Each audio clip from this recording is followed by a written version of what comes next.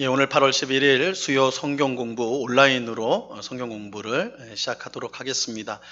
우리 성도님들 한 주간 잘 지내셨는지요? 우리가 이제 주일 온라인 예배를 드리고 이제 3일째 되는데 우리가 이제 어제 문자를 다 보내드린 대로 이번 주일부터는 대면 예배를 우리가 이제 재개하게 됩니다. 그런데 모든 성도님이 올 수는 없고 10%, 그래서 우리 교회 예배당에 300명이 들어올 수 있는데 10%니까 30명, 그래서 9시 반, 11시 반 예배 각 30명씩 이렇게 예배 드릴 수가 있습니다. 우리 예배당에 오셔서 예배를 드리고자 하시는 우리 성도님은 교회 전화로 연락을 주셔서 예약을 해주시면 되겠습니다. 또한 나머지 성도님들은 계속해서 이제 안정이 될 때까지는 확대될 때까지는 온라인으로 예배를 계속해서 드려 주시기를 부탁드리고요. 하나님께서 속히 이 사태가 잘 안정이 될 수 있도록 그렇게 은혜를 베풀어 주셔서 우리 모두가 마음껏 모여서 예배하고 또한 교제할 날을 우리가 기다리고 그렇게 사모했으면 좋겠습니다. 자, 우리 수요 성경 공부를 시작하면서 우리 찬송가 302장 내 주 하나님 넓고 큰 은혜는 우리 함께 찬양을 드리겠습니다.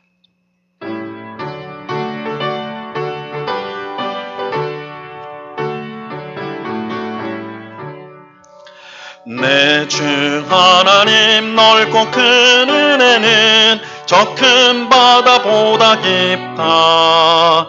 너고 닷줄을 끌러 깊은 데로 저 한가운데 가보라. 언덕을 떠나서 창파에 배 띄워 내 주 예수 은혜의 바다로 내 맘껏 져가라.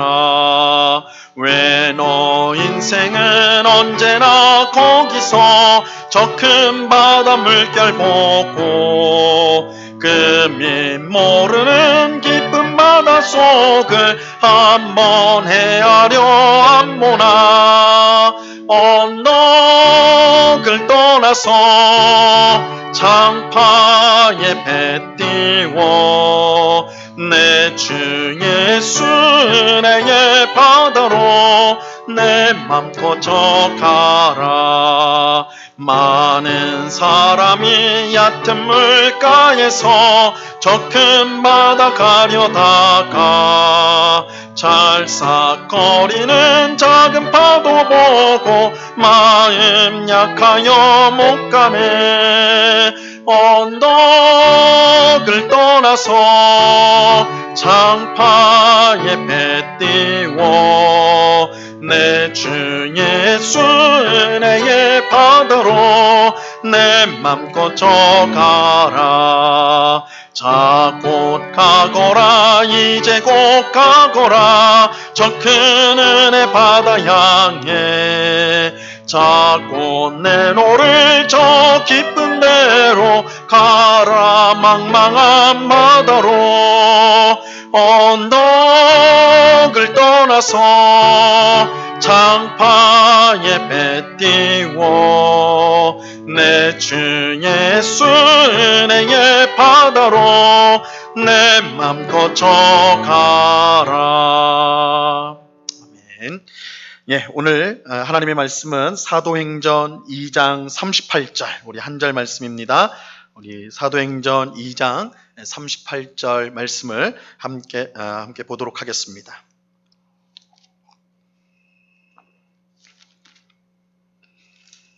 사도행전 2장 38절 말씀을 제가 하나님의 말씀을 봉독하겠습니다.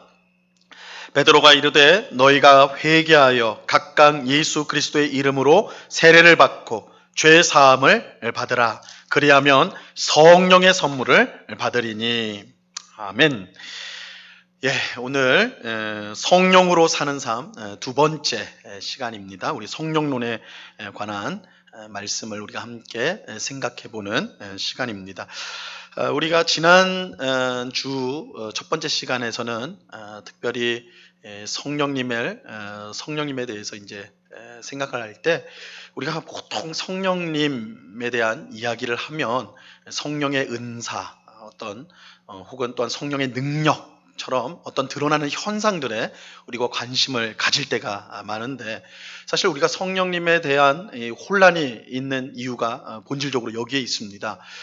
성령님을 주목하기보다 성령님으로부터 나오는 이런 은사나 능력 등에 우리가 초점을 맞추기 때문에 그런 현상들 때문에 혼돈을 겪는 일들이 많아요. 그래서 우리가 이제 성령님을 생각할 때는 먼저 그 현상보다는 성령님이 어떤 분이신가, 그래서 이 성령님이 누구신가를 우리가 분명히 알아야 성령님으로부터 나타나는 열매들, 은사들, 또한 능력들이 바르게 이해가 될 수 있습니다. 그래서 우리가 초점을 성령님 자신에게 맞춰야 된다, 이렇게 말씀을 드렸고요. 그리고 이제 지난주에는 우리가 구약 성경에서의 성령님에 대해서 우리가 함께 살펴보았죠.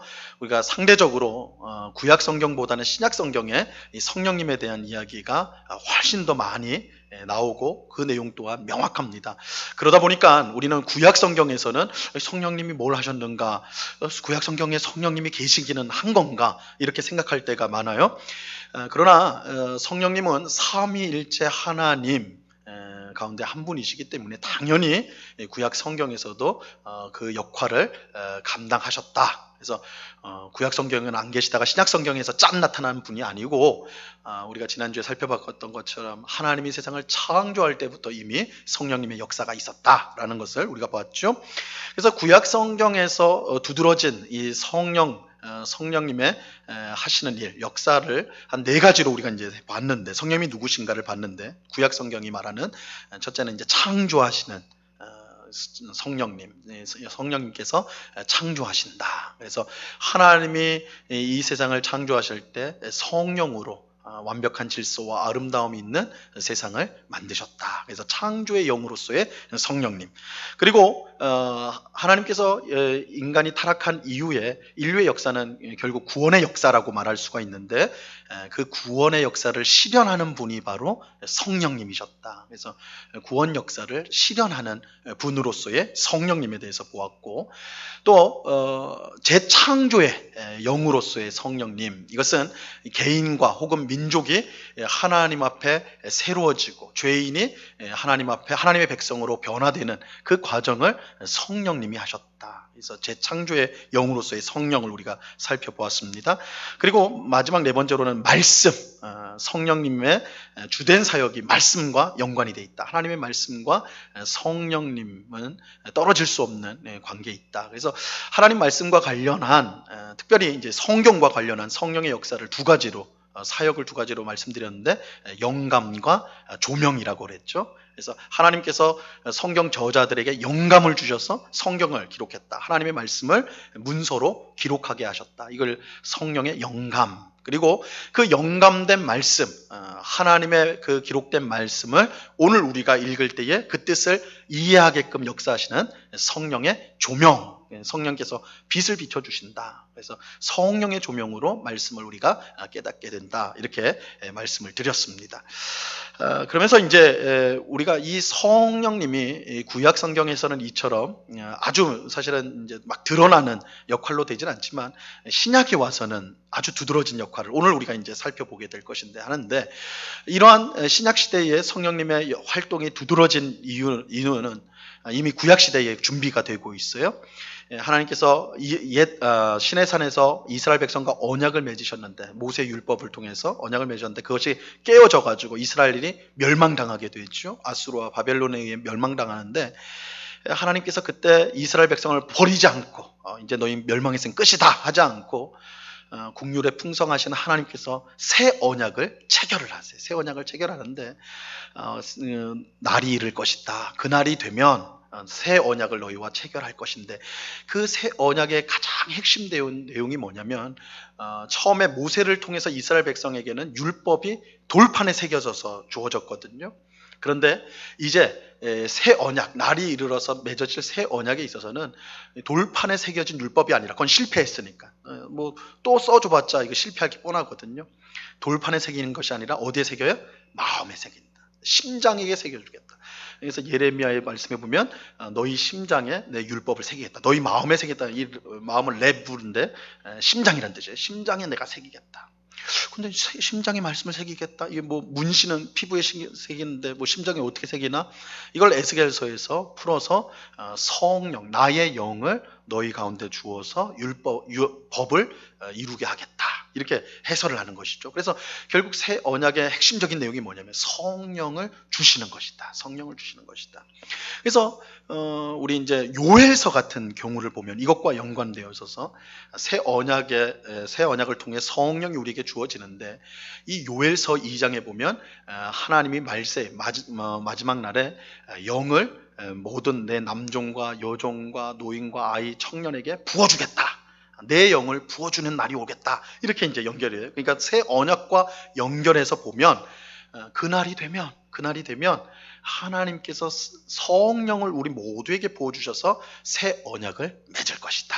이렇게 이제 말씀을 해요. 이렇게 함으로써 신약 시대를 구약이 예비하면서 신약 시대는 그야말로 성령이 왕성한 활동을 하게 하는 시대가 될 것이다. 이렇게 말씀을 하고 있습니다.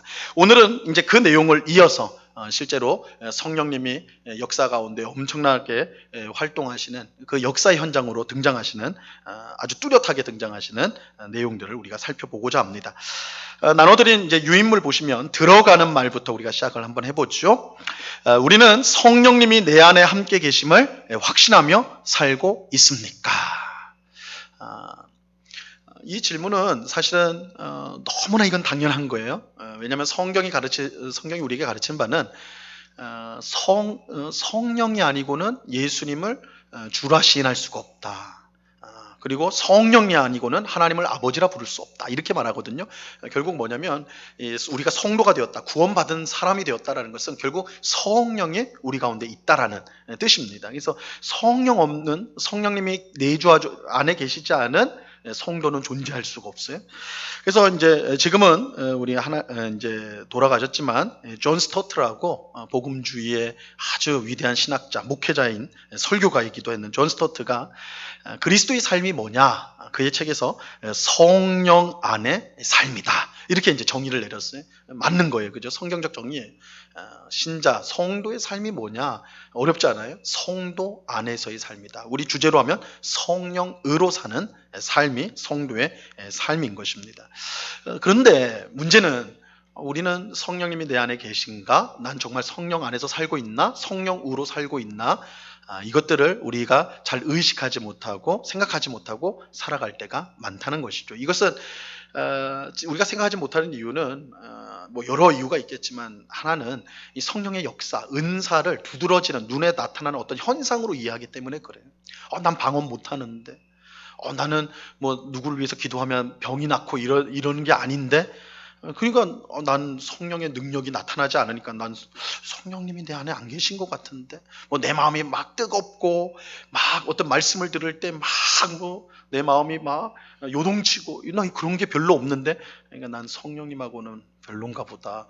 부흥회 때 잠시 나한테 오셨다가 가셨나 보다. 뭐 이렇게 생각하는 경우가 많은 것이죠. 그러나 물론 그런 특별한 때에 성령의 은혜가 있다는 것은 분명한 사실이지만, 우리 성도의 삶 자체가 성령으로 사는 삶, 성령 안에서 사는 삶이다 라는 것을 우리가 이제 꼭 알아야 됩니다. 그것을 우리가 기억하면서 우리가 성령님을 받아야 된다라는 것은 내 안에 성령님이 안 계시는데 새로 받아야 된다는 의미가 아니라, 내 안에 계신 성령께서 우리를 온전하게 주의 뜻으로 인도하시도록, 그렇게 이끌어 가시도록 우리 자신을 내어드리는 것이다 라는 것을 우리가 생각해야 됩니다. 이거는 우리가 이제 계속해서 배우는 과정에서 이 내용들을 집중적으로 살펴보게 될 것입니다. 자, 오늘은 오순절과 성령 세례에 대해서 우리가 한번 생각을 해보는데요. 먼저 성령으로 세례를 우리가 한번 보겠습니다. 이 성령으로 세례를 받는다, 우리는 물로 세례를 받는데 성령으로 세례를 받는다 라는 표현은 신약 성경에만 등장하는 표현입니다. 세례자 요한은 자신과 예수님의 차이를 각자가 베풀 세례의 차이로 설명을 하였습니다.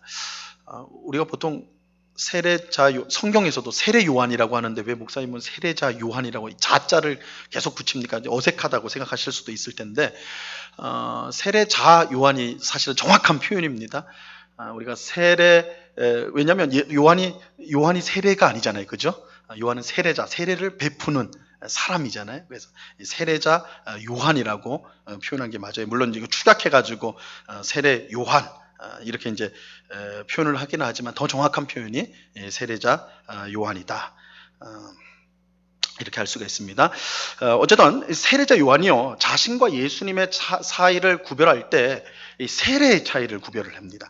요한복음 1장 33절 말씀을 보세요. 나도 그를 알지 못하였으나 나를 보내어 물로 세례를 베풀라 하신 그이가 나에게 말씀하시되 성령이 내려서 누구에게든지 머무는 것을 보거든 그가 곧 성령으로 세례를 베푸는 이인 줄 알라 하셨기에, 하나님께서 세례자 요한을 보내셨어요. 그래서 너는 물로 세례를 베풀라, 하나님이 그렇게 하라고 하셔서 세례자 요한이 했습니다.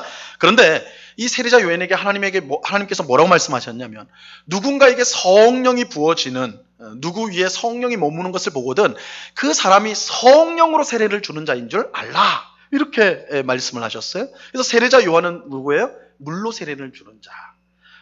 그리고 또 한 분, 이제 세례자 요한이 기다리고 있는 분, 우리는 예수님이죠. 예수님은 뭘로 세례를 베풀어요? 성령으로 세례를 베푸는 분. 이래서 세례자 요한과 예수님이 딱 이제 구분이 되는 겁니다.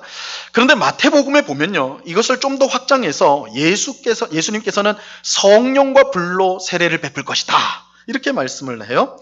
성령과 불로, 마태복음 3장 11절인데, 이것은 성령으로 받는 세례를 통해 성령께서 우리 안에 들어오실 뿐만 아니라 우리 속에 있는 모든 죄가 불태워지는 것을 상징하는 것입니다. 여러분, 성경에서 불은 1차적으로는 심판이에요. 심판을 나타냅니다. 그래서 하나님의 심판이 나타날 때 불, 그래서 우리 이제 새벽 기도회 때 요한계시록 말씀을 이제 계속해서 살펴볼 텐데, 이제 심판과 관련, 요한계시록은 심판의 장면들이 많이 나오는데 반드시 등장하는 게 불이에요. 불로 태워지는 거.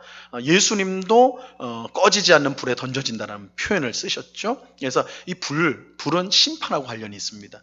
그래서 우리 한국교회 성도님들은 불 받기를 굉장히 원하시는데, 그죠? 불을 내려달라고 기도하시는 분이 많은데, 자칫 잘못하면 이거 심판을 내려달라는 의미가 돼버려요. 물론 그런 의미는 아니겠죠.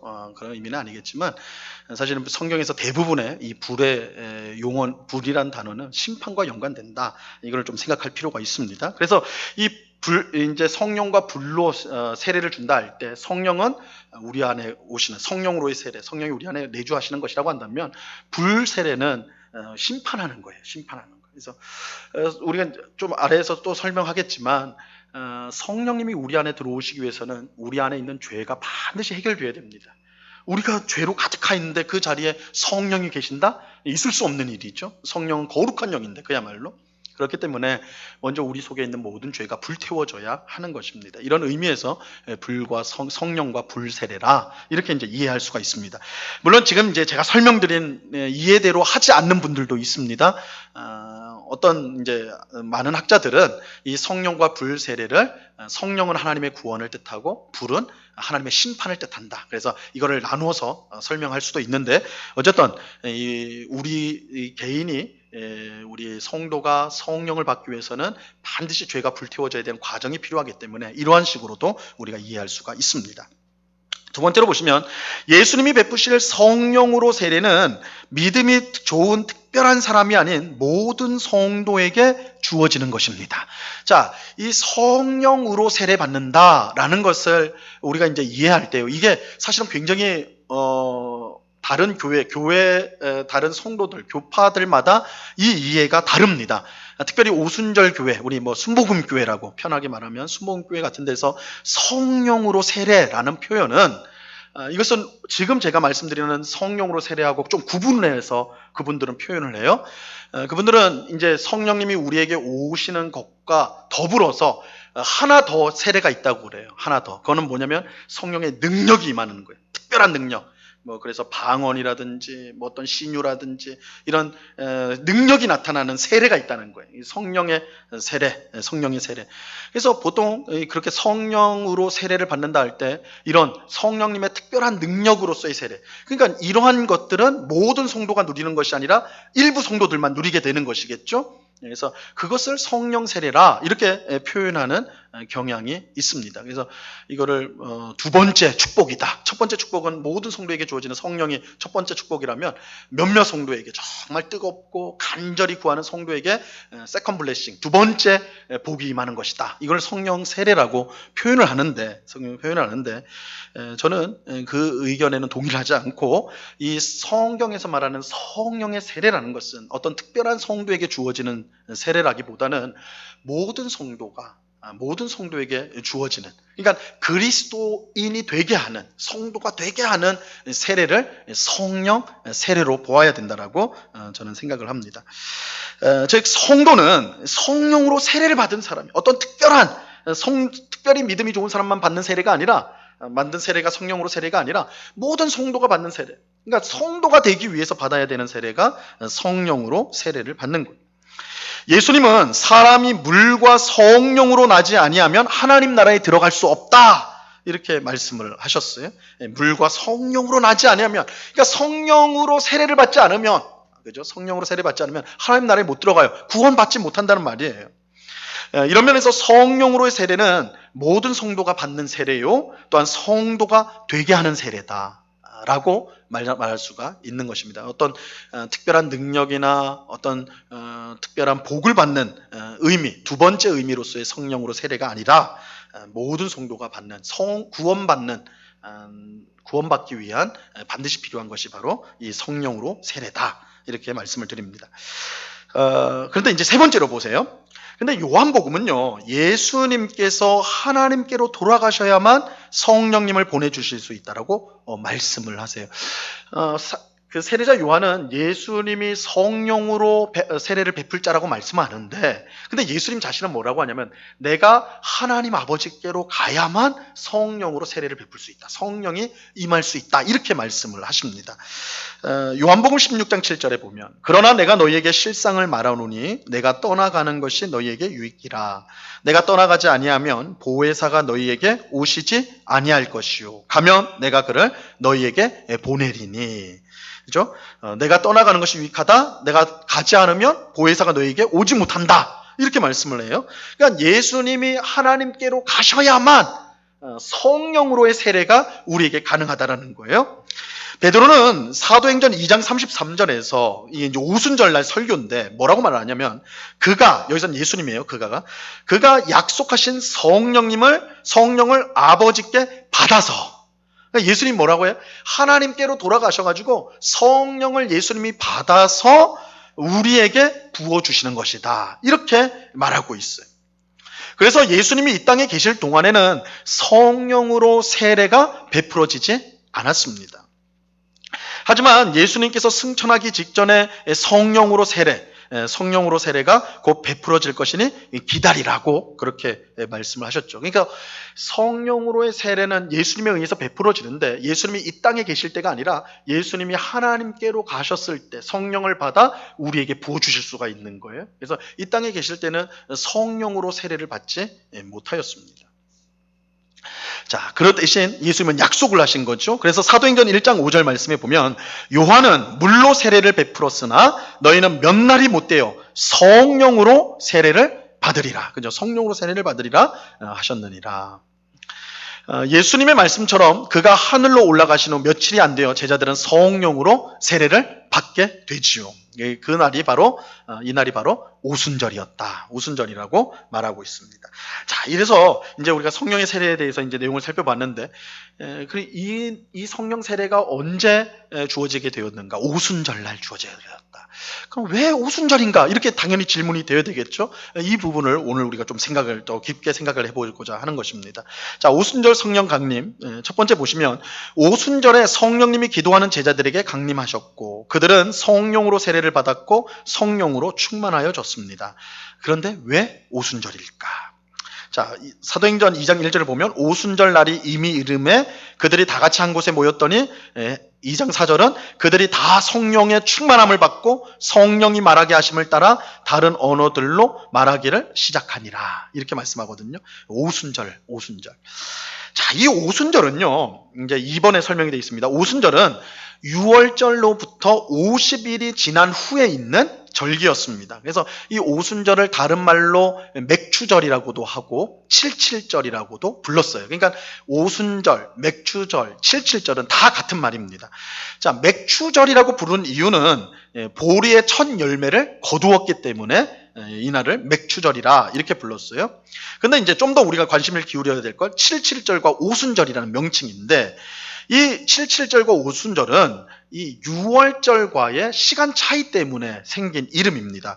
6월절로부터 안식일, 이 안식일은 7일이죠. 7일마다 있는 게 안식일입니다. 7일이 7번 지났다고 해서 칠칠절, 칠칠절이 되는 거예요. 그래서 6월절로부터 안식일이 7번 지났을 때, 7일이 되는 안식일이 7번 지났을 때 49일이잖아요. 그 다음 날이 이제 칠칠절이 된다는 거예요. 이게 오순절. 자, 오순절은 여기서 오순절이라는 것도 이게 시간적 단위인데, 수는 10일을 상징하는 거예요. 수는 10일을. 그래서 10일로 해가지고 오순이니까 50일이 지나서. 그러니까 칠칠절이나 오순절이나 똑같이 50일인데, 이 칠칠절은 안식일을 기준으로 해서 안식일을 7번, 7일이 7번 지나가지고 지난 날이 바로 오순절이요 칠칠절이다, 이렇게 말하고 있습니다. 우리는 이 오순절이 하나님께서 세우신 안식일과 관련이 있다는 사실을 주목할 필요가 있어요. 그러니까 칠칠절로 표현이 되었다. 오순절이 칠칠절로 표현이 됐다. 안식일이 7번 지나는, 7일이 7번 지나는 날이 오순절이다 할 때 이 오순절과 안식일이 관련이 있다는 걸 볼 필요가 있어요. 이제 의미심장한 것은 7년마다 돌아오는 안식년이 7번 지났을 때, 이거 똑같은 원리인데 이거는 연도로서 7일이 7번 지났을 때 오순절이 온다면, 안식년이 7번 지났을 때 그게 49년, 그 다음에 50년이죠. 그때는 희년이 와요. 희년이 옵니다. 그래서 이게 이제 다 안식일을 기초로 해서 절기들이 연관이 되는 것입니다. 연관이 돼요. 그래서 안식일, 안식년, 희년, 오순절, 이 오순절, 그 외에도 사실 절기들이 마찬가지겠지만, 우리가 오순절을 초점으로 보면 이 안식일과의 관계, 안식년, 희년, 오순절의 관계가 하나님의 창조와 구원 역사에 있어서 서로 관련을 맺고 있다라는 것을 우리가 볼 수가 있습니다. 그래서 우리가 오순절의 의미를 알기 위해서는 안식일을 먼저 살펴볼 필요가 있습니다. 자, 4번을 보시면 안식일은 하나님께서 창조 사역을 마친 7째 날 제정이 됩니다. 창세기 2장 2절로 3절 말씀 보면요, 하나님이 그가 하시던 일을 7째 날에 마치시니 그가 하시던 모든 일을 그치고 7째 날에 안식하시니라. 하나님이 그 7째 날을 복되게 하사 거룩하게 하셨으니 이는 하나님이 그 창조하시며 만드시던 모든 일을 마치시고 그날에 안식하셨음이니라. 이제 안식일이 하나님께서 6일 동안 창조하시고 7일을 이제 쉬셨다. 마지막 날 7일을 쉬셨다. 안식하셨다. 그래서 이제 안식일이라고 하는데, 우리가 안식일을 생각하면 그 이름대로 안식은 쉬는 거잖아요. 그래서 쉬는 날이다, 이렇게만 이제 단순하게 생각하기 쉬운데, 아무것도 안 하고 쉬는 날로서의 안식을 생각하기 쉬운데, 실상은 보다 깊은 의미가 담겨져 있습니다. 방금 읽었던 창세기 2장 3절에 보면 뭐라고 하냐면, 하나님이 그 7째 날을 복되게 하시고 무엇보다 거룩하게 하셨다라는 표현이 나와요. 거룩하게 하셨다. 여러분, 우리가 이제 성경에서 거룩이란 말이 엄청나게 많이 나오는데, 그 거룩이라는 단어의 뜻은 분리되다라는 거예요. 분리되다. 그러니까 구별시키는 거예요. 이것과 저것은 따로 분리를 시키는 겁니다. 그러니까 깨끗한 거하고 더러운 것이 있다면 이 둘을 붙여놓을 수가 없는 거예요. 떨어뜨려 놓은 거를 거룩이라고 하는데, 그러면 이렇게 분리시켜서 궁극적인 의미는 뭐냐? 깨끗한 것을 드러내서 그걸 누구의 것으로 삼아요? 하나님의 것으로 삼는다는 의미가 있어요. 그래서 거룩하다라는 것은 하나님의 것으로 성별된다라는 의미가 그 속에 담겨져 있습니다. 그러니까 거룩을 생각하시면, 우리가 거룩한 사람이 되어야 되겠다는 말은 그냥 도덕적으로 깨끗한, 착하고 흠이 없는 그런 사람이기보다는 그 원래 의미는 하나님의 것이란 뜻이에요. 하나님의 것으로 성별되다. 그래서 거룩하신 하나님은 하나님 거예요. 그렇죠? 하나님께 속한 거예요. 우리가 거룩하다는 건 우리가 하나님의 것으로 성별되었다라는 뜻이에요. 자, 그러면 안식일을 거룩하게 했다. 안식일을 성별했다. 그날은 하나님의 날이다라는 뜻이 되겠죠. 안식일은 하나님의 날이라는 뜻이에요. 근데 그럼 다른 요일, 6일, 나머지 6일은 하나님의 날이 아닙니까? 아니요. 다 하나님의 날이죠. 모든 날이 하나님의 날입니다. 그러나 그 하루를 삼아서 이건 내 날이다 선포를 하시면서 이 선포는, 이 날이 내 날이다라는 선포는 누구를 위해서 선포한 것이겠어요? 사람을 위해서. 이건 예수님이 말씀하셨죠. 너희가 안식일을 위해 있는 것이 아니라 안식일이 너희를 위해 있는 것이다. 이렇게 말씀하셨죠. 마가복음 2장 27절에서. 그러니까 하나님께서 한 날을 내 날이다 딱 정하시고 선포하셨는데 누구에게요? 우리에게. 그러면 우리에게 그 날을 선포하신 이유가 뭔가? 우리가 이 안식일, 하나님의 날을 통해서 하나님이 온 세상을 창조하시고 다스리는 분임을 알게 하시고, 그죠? 알게 하시고, 그래서 그 창조주 하나님만을 겸손히 의지하며 찬송하면서 살도록 하기 위함이라는 거예요. 그러니까 여러분, 안식일은 쉬는 날이 아니에요. 그냥 아무것도 안 하면 안식일을 잘 지키는 것이 아닙니다. 우리는 그날 온 세상을 창조하시는 하나님을 기억하는 날이에요. 하나님이 창조하신 것을 다스리는 것을 기억하는 날이에요. 그리고 그 하나님이 나를 만드시고 또 나를 사랑하시고 나를 구원하시고 이것들을 찬송하는 날이고, 그래서 우리가 하나님의 것으로서 하나님의 뜻대로 살겠습니다를 다짐하는 날이 안식일이에요. 안식일. 그죠? 이런 의미에서 안식일은 굉장히 중요한, 그래서 우리가 왜 이래 안식일을 중요하게, 유대인들은 중요하게 여겼나?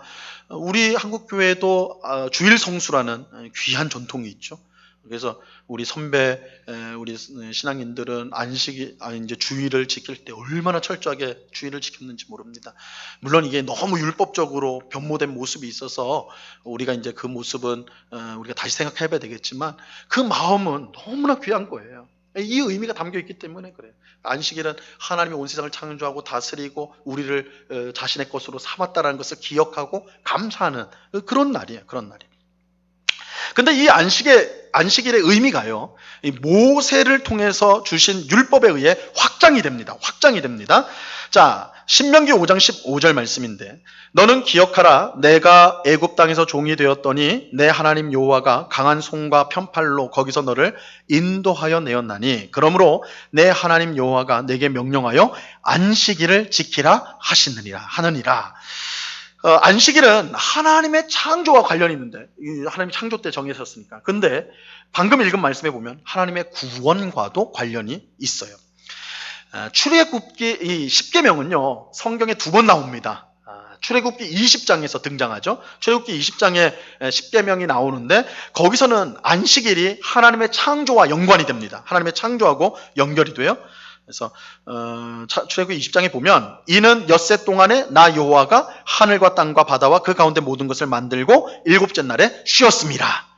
창조로 인해서 안식일을 지켜야 된다, 이렇게 설명을 합니다. 그런데 신명기에도 10계명이 나오거든요. 신명기 5장에 보면 10계명이 나오는데, 이 신명기에 나오는 5장에 나오는 10계명에서는 안식일을 하나님의 구원 사건, 특별히 출애굽 사건과 연관을 시킵니다. 그래서 안식일의 의미가 확장되고 있는 것을 보게 됩니다. 우리가 10계명이 이처럼 출애굽기와 신명기에 2번 등장한다, 이거하고 짝지어지는 게 신약 성경에도 있어요. 예수님의 주기도. 주기도도 마태복음 6장에 나오지만 누가복음 11장에도 등장을 합니다. 그죠? 이것도 이제 흥미로운 점이에요. 이제 2개씩 이렇게 짝을 져서 나온다. 보세요. 6번 내용을 보세요. 첫사람 아담과 하와가 에덴 동산에서 죄를 지은 이후에 모든 인류는 죄 가운데 놓이게 되었습니다. 사도 바울은 로마서에서 이런 상황을 어떻게 표현했냐면, 모든 사람이 죄를 범하였음에 하나님의 영광에 이르지 못하였다라고 말씀하죠. 그런데 성경은 죄를 범한 상태를 그냥 나쁘다, 힘들다, 어렵다 이 정도로 표현한 게 아니라 죄의 종이 되었다라고 표현을 합니다. 죄의 종이 되었다. 로마서 6장 17절에 보면, 너희가 본래 죄의 종이더니, 죄의 종이다. 여러분, 종에게는요 자유가 없어요. 종에게는 자유가 없습니다. 종은 종이기 때문에 주인이 시키는 일만 해야 됩니다. 이게 종의 속성이에요. 종은 자유가 없어요. 자기가 하고 싶은 것을 할 수가 없습니다. 시키는 것만 해야 돼요. 이런 점에서 죄의 종은 주인인 죄가 시키는 일만 할 수가 있어요.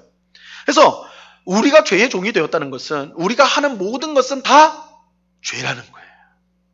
우리가 할 수 있는 것은 다 죄밖에 지을 수 없다는 거예요. 이런 점에서 모든 사람이 죄를 지었고 죄의 종이 되어 죄만 짓는 삶을 살아갑니다. 이것이 첫사람 아담과 하와의 타락 이후에 인류가 봉착한 비참한 현실, 상황이에요.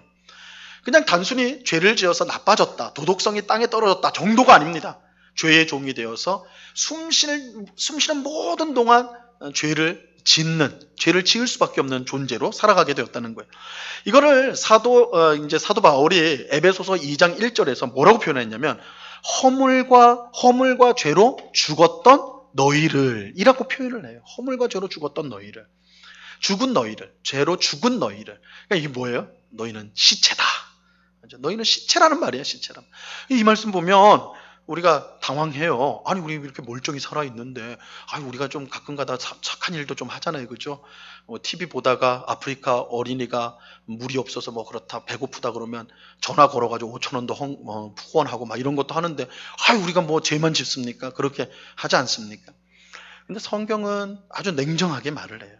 허물과 죄로 죽은 너희다. 허물과 죄로 죽은 너희가 죄의 종이기 때문에 무엇을 하든지 죄밖에 지을 수 없다는 거예요. 죄를 지을 수밖에 없다는 거예요. 이게 우리의 형편이었어요. 자, 그렇게 보세요. 이처럼 죄의 종이 되어서 늘 죄만 짓기 때문에 그런 삶 속에는요 참된 안식이 있을 수가 없지요. 참된 안식이 있을 수가 없어요. 죄의 열매는 사망이기 때문에 항상 사망의 열매를 맺고 그 위협 가운데 놓여져 있는 우리의 삶이에요. 그래서 우리의 삶 자체가 하나님 없는 인생의 삶 자체는 늘 불안할 수밖에 없고 늘 두려워할 수밖에 없는 거예요. 안식은 있을 수가 없어요. 안식이 있을 수가 없어요. 이렇게 이런 사실 때문에 죄의 종이 안식을 얻기 위해서는요 반드시 필요한 게 뭐예요? 구원입니다. 구원이에요. 죄에서 구원을 받아 하나님의 것이 되어야 참된 안식을 누릴 수가 있어요. 자, 이것이 안식일이 구원과 관계가 있는 이유입니다. 그래서 신명기에서 10계명을 설명하면서 안식일을 구원과 연결시킨 것은 이스라엘 백성이 400년이 넘는 동안 애굽에서 종살이를 했잖아요. 종살이를 했거든요. 그 종살이를 하면서 그들이 안식을 누리지 못했어요. 그죠? 왜? 죄의 종이니까. 애굽 사람의 종으로 살았기 때문에 안식을 누리지 못했어요. 하나님께서 그들을 꺼내가지고 가나안 땅에 집어넣는데 이거를 히브리서에서는 뭐라고 표현하냐면 안식을 주기 위해서 그들을 데려왔다 그러죠. 안식을 주기 위해서. 그러니까 안식을 주려면 어떻게 해야 돼요? 죄된 상태에서 꺼내야 돼요. 죄에서 꺼내야 돼요. 이 꺼내는 게 뭐예요? 구원이에요, 구원. 그죠? 그렇기 때문에 이 안식일은 이 구원과 밀접한 관계가 있을 수밖에 없는 거예요. 구원이 전제돼야 안식이 있기 때문에. 7번. 하지만 구원은 죄인이 스스로 얻을 수 있는 게 아니에요. 이건 우리가 계속해서 우리 늘 반복하죠. 구원은 우리 힘으로 얻을 수가 있는 게 아니에요. 죄의 종은 죄만 지을 수가 있어요. 죄의 종이 의를 행하여 구원을 받을 방법은 전혀 없습니다. 그렇게 구원은 오직 하나님께로만 오고 이것이 하나님께서 우리에게 안식을 주신 이유입니다. 안식일을 주신 이유예요. 여러분 한번 보세요. 안식일은요. 우리가 하나님 앞에 하나님 우리 사는 게 너무 퍽퍽하고 힘이 드니까 좀 쉬는 날 좀 주세요. 이렇게 요구해서 받은 게 아니에요. 하나님은 창조하실 때부터 이미 안식일을 세우셨어요. 이게 뭐예요? 안식일은 하나님께서 주신 거라는 거예요. 우리가 요구해서 받은 게 아니라 하나님이 우리에게 주신 거예요. 안식을 세워주셨어요. 그래서 예수님이 우리를 초청하시는데 유명한 말씀이죠. 마태복음 11장 28절 뭐라고 그래요? 수고하고 무거운 짐진 자들아 다 내게로 오라. 내가 너희를 쉬게 하리라. 안식으로의 초대 아닙니까? 그죠? 예수님이 하시는 하나님만이 하실 수가 있는 거예요. 하나님만이 우리를 초대할 수가 있어요. 하나님께서 안식일을 세상을 창조하실 때 세우신 이유는 사람이 스스로 안식을 얻을 수가 없고 오직 하나님의 은혜로만 누릴 수 있음을 알게 하신 것입니다. 그래서 안식일이 나중에 세워진 게 아니에요. 아담과 하와가 죄를 지어서 너무 삶이 고단하고 힘드니까 그래 내가 안식일을 줘서 너희를 좀 편하게 해줄게. 아닙니다. 창조 때 이미 세워졌어요. 이거는 하나님만이 우리에게 안식을 줄 수 있다는 내용이에요. 준 거예요. 그걸 보여주는 거예요. 그래서 제가 이제 설교 중에 많이 인용하는 건데 우리 교회의 박사, 은총의 박사라고 불리는 어거스틴이 그의 고백록에서 이 말을 썼죠. 우리의 영혼은 당신 안에서 쉼을 얻기까지 평안을 모릅니다. 굉장히 유명한 문구인데 우리의 영혼은 당신 안에서 쉼을 얻기까지 평안을 모릅니다. 하나님 안에서만이 우리가 안식을 하고 평안을 누릴 수가 있다라는 거예요. 자, 8번. 이런 점에서 안식일 혹은 오늘 우리에게는 주일이라고 말할 수가 있어요. 안식일 혹은 안식일을 지키는 것은 복을 받기 위해서 지켜야 될 하나의 율법 혹은 비법이 아닙니다. 안식일은 하나님께서 우리에게 주신 은혜이지, 이거 하나님이 세우신 거니까 은혜이지 우리가 하나님께 내세울 수 있는 자랑이나 공로가 될 수 없다라는 거예요. 우리는 안식일, 주일을 통해 우리가 하나님께서 만드신 피조물이며 하나님의 소유이며 하나님의 구원받은 백성과 자녀임을 확신하게 되는 거예요. 그러니까 우리가 안식일을 지킨다. 내가 구원받았으니까 이 안식일날, 이 주일날 하나님 앞에 예배드리고 봉사 많이 해가지고 내게 베푸신 구원의 값을 해야 되겠다. 좀 그 은혜를 갚아야 되겠다. 신세를 갚아야 되겠다. 혹은 내가 좀 공로를 쌓아가지고 하나님께 좀 복 좀 받아야 되겠다. 이렇게 안식일, 주일을 이해해서는 안 된다는 거예요. 주일 성수의 의미를 내가 평생 주일날은 어디 다른 데 안 가고 오직 교회 가서 예배드리고 성경 배우고 이웃을 돕고 난 그 일만 했습니다. 내 평생 주일에 다른 일 한 적 없습니다. 그 자체는 너무너무 귀한데 근데 내가 그렇게 했으니까 하나님 나한테 복을 주셔야죠. 내가 주일을 성수해서 복을 받았어요. 이건 아니라는 거예요. 그 자체가 너무 귀한 건 맞는데 그것이 우리의 공로나 자랑이 될 수는 없다라는 거예요. 왜냐하면 안식일 주일은 하나님이 우리에게 주신 날이기 때문에. 그래서 안식일과 주일은 우리가 무엇을 하는 날이 아니에요. 원칙적으로 따지면 우리가 무엇을 하는 날이 아니고 우리는 안식일을 통해서 하나님께서 우리를 자기의 것으로 삼으셨다는 것을 확인하는 날이에요. 그래서 우리가 안식일날, 우리가 주일날 예배당에 나와서 예배드리는데 지금은 온라인으로 예배드리지만 온라인으로 예배를 드릴 때 그 예배를 통해 뭘 확인하게 되냐면 내가 하나님의 것입니다. 하나님이 나를 창조하셨습니다. 하나님이 나를 죄에서 구원하셨습니다. 그것을 확인하는 날이 안식일이요 주일의 의미인 거예요. 주일의 의미. 그러니까 안식일은 감사의 날일 수밖에 없는 거예요. 감사의 날이죠. 또 다짐의 날이에요. 하나님이 나를 하나님 자녀로 삼아주셨으니까 그 은혜로운 뜻을 따라서 내가 하나님의 뜻대로 이제 살아야 되겠다. 더 이상 죄의 종에서 나를 건져서 하나님의 종으로 만들었으니까 하나님의 뜻대로 이제 좀 살아야 되겠다. 이렇게 다짐하는, 하나님의 은혜를 확신하고 누리고 다짐하는 그 날이 안식일과 주일의 본래적 의미다라고 할 수가 있는 거예요. 9번, 이런 안식일의 의미가 확장된 것이요 안식년입니다. 안식일은 7일마다, 안식년은 7년마다 오는 거예요. 자, 안식년은 이스라엘 사람 중 종이 된 사람을 안식년이 되었을 때 자유인이 되었습니다. 출애굽기 21장 2절에 보면 종이 이제 안식년을 맞으면 자유인이 되는 거예요. 이러한 안식년이 7번 지나면 뭐가 돼요? 희년이 돼요. 희년이 됩니다. 이 희년은 굉장히 중요한데 레위기 25장 10절 말씀 보세요. 너희는 50년째 해를 거룩하게 하여 그 땅에 있는 모든 주민을 위하여 자유를 공포하라. 이 해는 너희에게 희년이니, 기쁨의 해죠. 희년이니 너희는 각각 자기의 소유지로 돌아가며 각각 자기의 가족에게로 돌아갈지며. 희년이 되면 종이 되었던 사람만이 아니라 가난하여서 팔 수밖에 없었던 땅도 돌려받게 돼요. 땅도. 그러니까 사람도 돌려받고 땅도 돌려받게 되는데 이 모든 속박에서 남의 것이 됐다는 건 속박이죠. 속박 상황에서 해방이 되는 날이 희년이었던 것입니다. 근데 이러한 해방이요. 중요한 건 이거예요. 어떠한 대가나 노력을 통해서 주어지는 것이 아니라 희년이 되면 바로 그렇게 이루어져요. 희년이 되면 이루어집니다. 아무 조건 없이 종에서 해방이 되고 잃었던 땅을 다시 되돌려 받게 되는 거예요. 이것보다 하나님의 전적인 은혜를 잘 보여주는 게 없지요. 희년은 하나님의 은혜가 얼마나 놀라운가, 하나님의 구원 은혜가 얼마나 놀라운가를 보여주는 제도가 바로 이 희년이라고 말할 수가 있는 것입니다. 자, 10번. 이처럼 안식일, 안식년, 희년은 하나님의 은혜로운 구원과 깊은 관련을 맺고 있는데 오순절 또한 이런 절기들과 관련이 되어 있기 때문에 제가 77절이라고 그랬잖아요.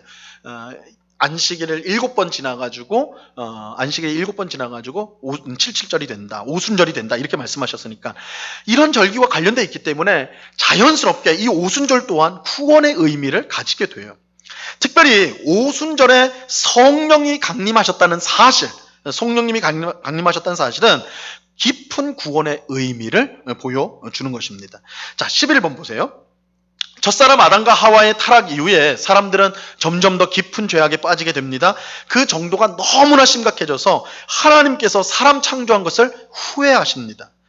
물론 하나님은 후회하시는 분은 아니시죠. 하나님은 뭔가를 후회할 일을 하시는 분은 아니시지만 여기서는 하나님의 심정을 우리가 이해할 수 있는 표현으로 이렇게 하나님이 후회하셨다라는 표현을 하는 겁니다. 근데 그 결과 하나님은 자신의 영을 영원히 사람과 함께하지 않게 하겠다고 선언을 하십니다. 이게 이제 창세기 6장에 나오는데 먼저 창세기 6장 5절과 6절을 보시면 여호와께서 사람의 죄악이 세상에 가득함과 그의 마음으로 생각하는 모든 계획이 항상 악할 뿐임을 보시고 6절 땅 위에 사람 지으심을 한탄했다. 그죠? 한탄했다. 후회했다. 한탄했다. 그러면서 어떤 선언을 하시냐면 밑에 보시면 창세기 6장 3절 여호와께서 이르시되 나의 영이 영원히 사람과 함께하지 아니하리니 이는 그들의 육신이 됨이라. 그러나 그들의 날은 120년이 되리라 하시니라. 나의 영이 영원히 사람들과 함께하지 아니하리라. 그래서 성령이 사람과 함께하지 않는다. 나의 영은 성령이니까 성령이 사람과 함께하지 않는다. 하나님의 선언이에요. 하나님이 선언했어요. 이처럼 하나님의 영, 성령이 죄인들과 함께할 수 없다는 것은 너무나 당연합니다. 성령은 죄인과 함께할 수 없기 때문에, 그죠? 죄 가운데 성령이 거할 수 없기 때문에 이건 사실은 너무나 당연한 거예요. 그러니까 이 하나님의 선언, 나의 영을 사람들과 영원히 함께하지 않겠다. 이것은 너무나 당연한 선언이겠고, 이 선언은 죄의 문제 해결 없이는 절대로 폐기될 수가 없는 것이죠. 영원할 수밖에 없는 것이죠. 근데 이제 마지막 장으로 가보세요. 근데 놀랍게도 이 선언이 폐기가 됩니다. 영원히 함께하지 않겠다 선언하셨는데 이 선언이 폐기가 돼요. 없어져 버린단 말이에요. 바로 성령 강림, 오순절 성령 강림 사건을 통해서입니다. 하늘로 올라가신 예수님께서 오순절에 성령님을 보내주셔서 기도하는 제자들에게 성령으로 세례를 베푸셨습니다. 그 결과 성령님이 사람들과 함께 있게 되었어요. 오순절 성령 강림 사건은 아주 특별한 제자들의 종교 체험 정도가 아닙니다. 야, 기도를 이렇게 열심히 했더니 거 봐라, 하나님이 특별한 능력을 주시지 않느냐. 그거 아니에요. 그렇게 보시면 안 돼요. 이 사건은 그 정도가 아니라 몇몇 개인의 어떤 뛰어난 사람들의 어떤 체험하는 그 체험 정도가 아니라 사실 오순절 성령 강림 사건은 인류 역사가 완전히 새로워지는 분기점이 되는 사건이에요. 완전히 새로워지는 분기점. 오순절 전에 사람은 성령님과 함께할 수 없는 존재였어요. 이게 마태복음 6장 3절에서 나오잖아요. 하나님 성령과 함께할 수 없는 존재, 이게 사람이었어요. 그런데 오순절 이후로 예수님을 믿는 모든 성도는 성령으로 세례를 받아 성령님과 함께하는 존재가 된 거예요. 이거는 완전히 바뀐 거죠. 역사가 바뀐 거예요. 성령과 함께할 수 없는 사람이 이제는 성령과 함께할 수 있는 사람이 되었다. 이것이 오순절 성령 강림 사건의 의미예요. 13번. 성령으로 세례를 받았다는 사실은 죄의 종이었던 우리가 하나님의 은혜로 하나님의 것이 되었고 성령님과 함께 하는 존재가 되었다는 것을 알려주는 것입니다. 그래서 오순절 성령 강림 사건의 중요성은 우리가 성령님과 함께하는 존재가 되었다. 그렇게 함으로써 참된 안식을 누리는 존재가 되었다. 이것이 바로 오순절날 성령님이 강림하신 이유인 것이죠. 왜 오순절인가? 안식일과 관련되어 있고 안식일은 구원과 관련되어 있다. 그리고 중요하게는 하나님의 영이 함께할 수 없는 존재가 이제 하나님의 영이 함께하는, 성령이 함께하는 사람으로, 존재로 우리가 변화되게 되었다. 이런 의미에서 오순절 이 성령 강림 사건은 단순히 개인적인 어떤 체험, 어떤 하나님의 능력이 단순히 나타난 그런 사건 정도가 아니라 인류 역사를 구별하는 정말 새로운 분기점으로서의 사건이 오순절 성령 강림 사건이었다라는 것입니다. 그래서 이 이유로 예수님을 믿는 우리 모든 성도들은 예수님을 믿자마자 성령으로 세례를 받아 성령과 함께하는 존재로서의 삶을 살아가게 되었습니다.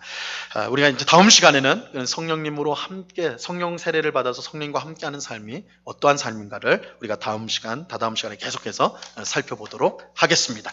예, 기도하고 마치겠습니다. 하나님 아버지, 감사합니다.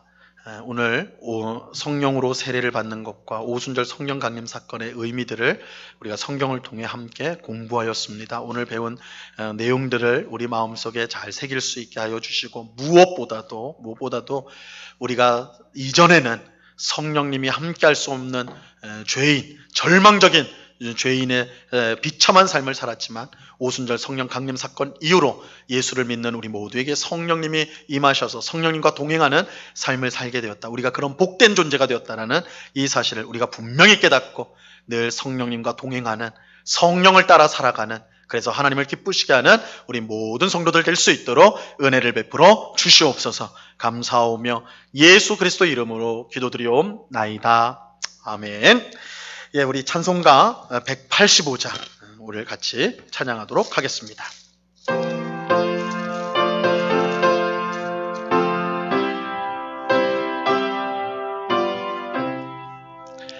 이 기쁜 소식을 온 세상 전하세. 큰 환난 고통을 당하는 자에게 주 믿는 성도들 다 전할 소식은 성령이 오셨네. 성령이 오셨네. 성령이 오셨네. 내 주님 보내신 성령이 오셨네. 이 기쁜 소식은 온 세상 전하세. 성령이 오셨네. 만왕의 왕께서 저 사로잡힌 자 다 구원하시고 참 자유 주셨네. 승리의 노래가 온 성에 들리니 성령이 오셨네. 성령이 오셨네. 성령이 오셨네. 내 주님 보내신 성령이 오셨네. 이 기쁜 소식은 온 세상 전하세. 성령이 오셨네.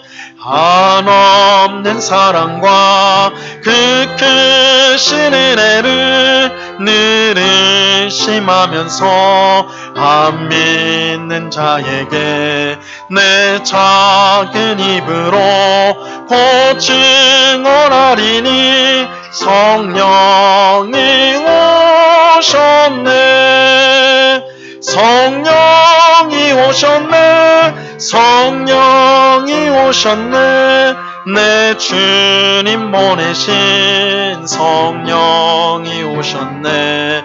이 기쁜 소식을 온 세상 전하세. 성령이 오셨네. 아멘. 이제 우리 합심하여 기도하고 오늘 성경 공부를 마치도록 하겠습니다. 오순절 성령 강림 사건을 통해서 우리는 성령님을 모신 복된 성령 속에서 사는, 성령으로 사는 복된 성도가 되었습니다. 우리가 이 사실을 기억하고 우리 안에 계신 성령께서 늘 하나님의 말씀으로 우리를 인도하여 주시는데 늘 성령에 순종하는, 성령님께 순종하는 삶을 살게 해달라고, 정말 성령의 은혜를 늘 사모하는, 성령을 소멸치 않고 멸시치 않고 오히려 성령님께 순종하여서 하나님의 뜻을 이루는 우리의 삶이 되게 해달라고 이 시간 우리 합심하여서 같이 기도하도록 하겠습니다. 같이 기도합니다. 하나님 아버지 감사합니다. 거룩하신 아버지 하나님, 오늘 오순절 성령 강림 사건의 의미를 우리가 함께 살펴보았습니다. 그 일을 계기로 우리가 성령으로 세례를 받는 자들이 되었고 성령님이 우리와 항상 함께 하시는 복된 삶을 살게 되었습니다. 주님, 우리 안에 계신 성령님으로 인하여 기뻐합니다. 감사합니다. 찬송을 올려드립니다. 아버지 하나님, 늘 성령의 인도를 따라 살게 하여 주시옵소서. 성령이 하나님의 말씀을 통하여 우리를 인도하여 주심에 거기에 순종하는 저희들 되게 하여 주옵소서. 성령님께 거역하지 않게 하여 주옵소서. 불순종하지 않게 하옵소서. 육신의 정욕을 따르지 않게 하옵소서. 성령님을 쫓아 행하는 저희들 될 수 있도록 도와주시옵소서. 그래서 성령으로 충만한 성도가 되게 하옵소서. 성령을 인도하심을 늘 받는 성도가 되게 하여 주시옵소서. 우리 모든 응곡교회 성도들이 우리 응곡교회가 성령이 이끄시고 인도하시는 복된 교회가 될 수 있도록 도와주시옵소서. 그래서 예수 그리스도의 형상을 닮아가는 저희들이 되기를 원합니다. 성령 하나님, 우리 속에 있는 악한 것들을 불태워 주시옵시고 아버지 하나님, 정결케 하여 주시고 깨끗게 하시고 하나님의 것으로 삼아 주셨소. 하나님, 참으로 주님 안에서 안식을 누리는 복된 성도의 삶을 살아갈 수 있도록 우리 하나님 도우시고 붙잡아 주시옵소서. 은혜를 베풀어 주시옵소서. 아버지 하나님 감사합니다.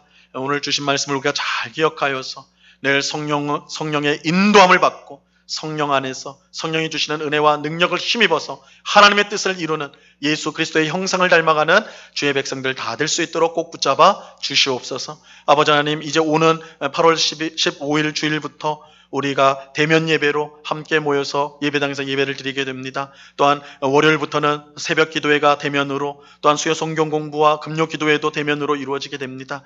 아직 코로나가 기승하는 가운데 있사오니 아버지 하나님, 우리를 지켜주시고 함께 모여서 또한 예배하고 은혜를 나눌 때 하나님 풍성한 은혜를 누릴 뿐만 아니라 또한 온라인으로 예배를 드려야 하는 우리 성도들 가운데 동일한 크신 은혜로 함께하여 주사 이 모든 어려움들을 잘 견뎌내고 이겨나가는 우리의 믿음이 더욱더 아름답게 연단되어져가는 시간이 될 수 있도록 우리 하나님 주장하시고 붙잡아 주시옵소서.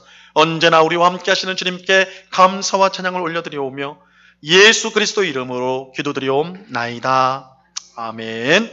하늘에 계신 우리 아버지여, 이름이 거룩히 여김을 받으시오며 나라에 임하옵시며 뜻이 하늘에서 이룬 것 같이 땅에서도 이루어지이다. 오늘날 우리에게 일용할 양식을 주옵시고 우리가 우리에게 죄 지은 자를 사하여 준 것 같이 우리 죄를 사하여 주옵시고 우리를 시험에 들게 하지 마옵시고 다만 악에서 구하옵소서.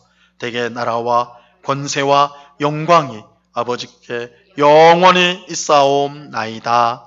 아멘.